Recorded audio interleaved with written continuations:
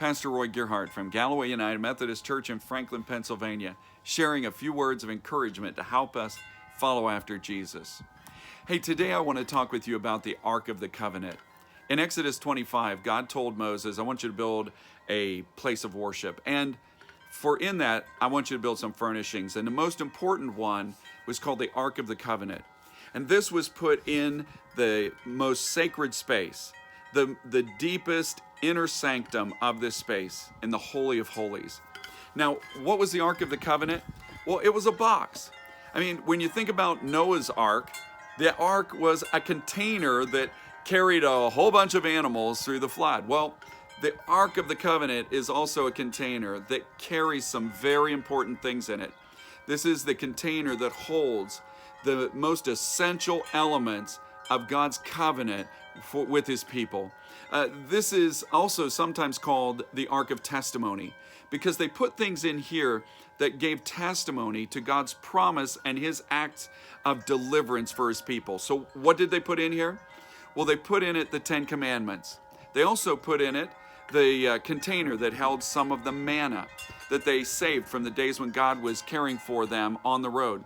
And then they also put in here Aaron's rod, or his staff, that burst into bloom. And so it witnesses God's leadership for them in life. And so all of these things are a testimony of God's promise, his covenant with them to be their Savior and to be the God who would lead them, direct them, and bless them.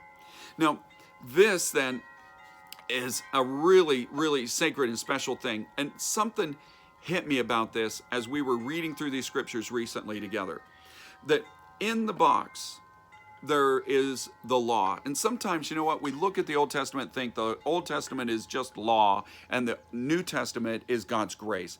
But that's not really accurate.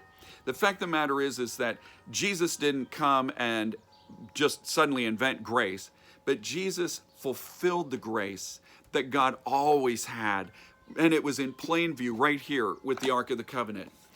In the box, there's the law. But then over the top of the box is a cover. And this cover, depending on which translation you read, comes with titles. This is called the atonement cover, or the mercy seat. And this cover, you got to picture this. It's made out of solid gold, and it's got angels on each end of it, facing inward, bowing down, and they create kind of this encompassing of this space.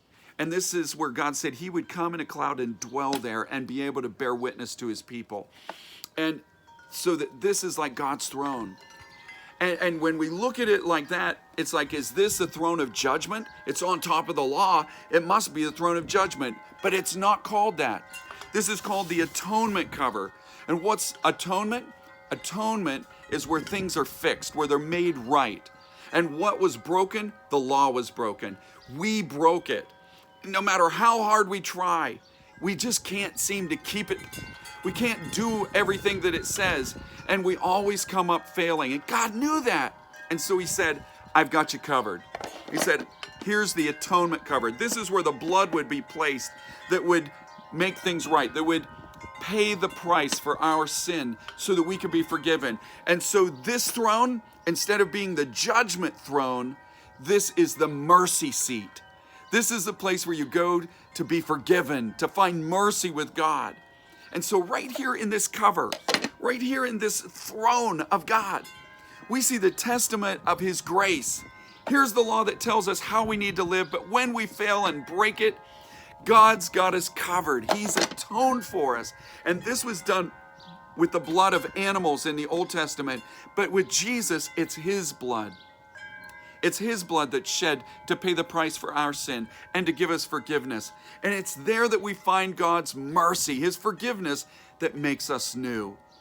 This little box that I'm using to share this image with you today is also a special box that tells a story, because it's made out of gorgeous wood, beautiful tiger stripe, fiddleback maple.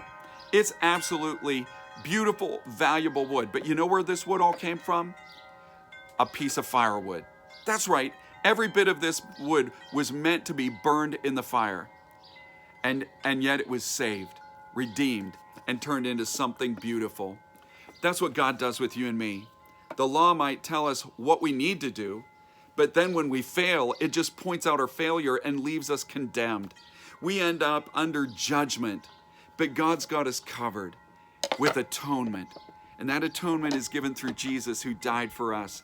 And there we come before God and find his mercy that makes us new and glorious through his grace.